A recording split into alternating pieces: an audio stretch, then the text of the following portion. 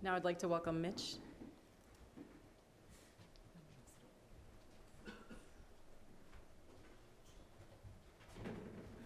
Good morning, friends. Forgive me, my notes are always on my phone because I'm a millennial. My name is Mitchell Leet. I use he, him pronouns, and I am a proud trans man born and raised here in the Finger Lakes. Not an easy place to do so, and so it is in my work, personally and professionally, that I hope that no one ever has the experiences I had as a young person. In these past few days, I've spent a great deal of time observing and educating around Transgender Day of Remembrance, speaking to the harsh reality that right here this year, we lost 4 of our siblings and neighbors. In these days of sometimes seemingly insurmountable challenges to our mere existence as our authentic selves, the crew of people who care, who have come together this year, are my heroes. A quote that has guided me through my own challenges in trying to exist comes from President Franklin Delano Roosevelt. When you reach the end of your rope, tie a knot and hang on. The Transgender Visibility Project of Ontario County, as we've tied it, is striving to be that which helps people hang on.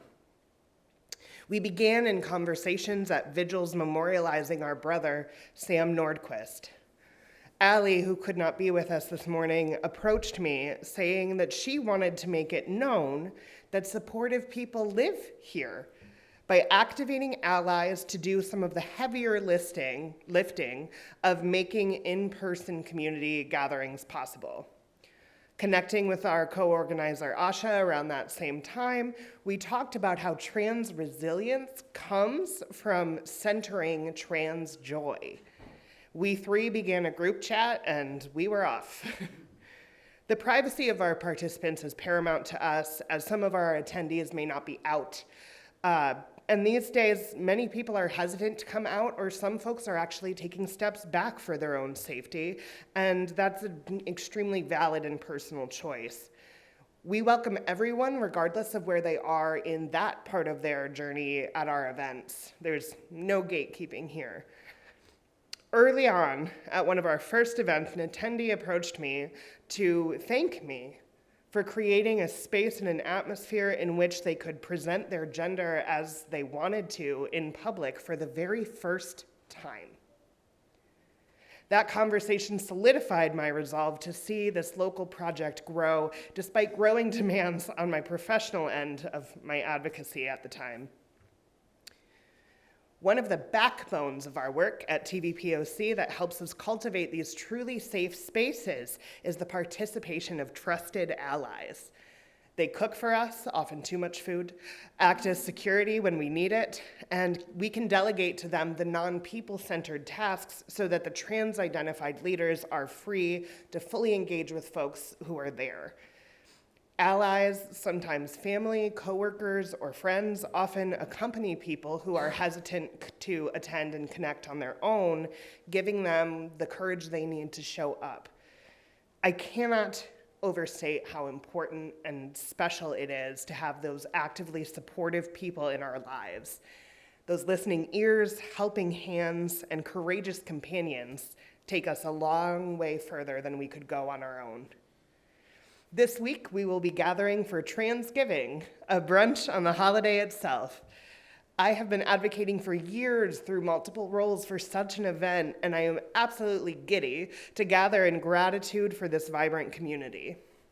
On the horizon for us, as we head towards the holidays, is doing some kind of stuff swap, perhaps a crafting event, and then we'll be wrapping up the year with some kind of just cozy hangout gathering for folks for whom this time of year is really difficult. As we look to 2026, we hope to dedicate some time to develop what we've hoped for and call an Ally in Your Pocket program. We want to find a way to set up a network so that transgender people have someone they can call on for those frightening first shopping trips and new departments, doctor's appointments where an advocate is needed, or any part of the overwhelming legal process that's associated with legally transitioning. We have a fantastic young leader, Lennon, on our team, who will be spearheading a zine making workshop. And next summer, we're determined to take a field trip up to Seabreeze for Pride Day, a program of the prolific Rochester LGBTQ Together group. Our hope is to completely cover the costs for our participants so they can just go and have a great time.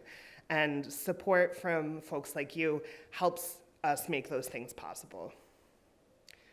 As relentlessly optimistic as I remain for the long arc of justice, it is going to be tremendously difficult for the foreseeable future. United States bishops in the Catholic Church have mandated that any Catholic-run health facility in this country is no longer allowed to offer gender-affirming care of any kind. Planned Parenthood, one of the only providers of this care in this part of the state, is under significant threat. Locally, our LGBTQ Resource Center has been pushed underground, making advocates less accessible and visibility plummet. We cannot change these things without the solidarity of allies committed to challenging this sick status quo. Now, it's our sibling organization, FLX Beacon, that does the political organizing for LGBTQIA+ liberation. But as someone with a foot firmly in each camp, I have a little pet project that I brought with me today. Signs of Justice's majority project reminds us that 74% of Americans support trans rights protections. This isn't an extreme idea. Our representative is one of the very worst for transgender people. Her work to exclude transgender women and girls from athletic participation earned her a commendation from the president as he signed an executive order to that effect earlier this year. She labors under the delusion that protecting women and girls means punching down, yet her vote last week was the first time even acknowledging the victims and survivors that need justice. I brought postcards with me to send to her and to other politicians to remind them that the majority of Americans actually support everyone having their civil rights. If you can hang out with me and write some of those, take some of them with you, fantastic. But you can also connect with that initiative yourself through Signs of Justice. Thank you so much for your gracious hospitality, support, and welcome. This year we remembered over 365 people whose lives were lost because they were transgender, whether that was through violence or death by suicide or other circumstance. Sam Nordquist and Caitlin Renetta Benoit, Eliza Ray Shoup, and Honey Daniels were all from the Rochester, Syracuse, Finger Lakes area. And as someone who's been participating in these observances since I first transitioned in 2013, this is the first time it's ever been so close to home. And we work and connect and build so that the day will come when we will have no names to read and just loved ones to celebrate. Thank you.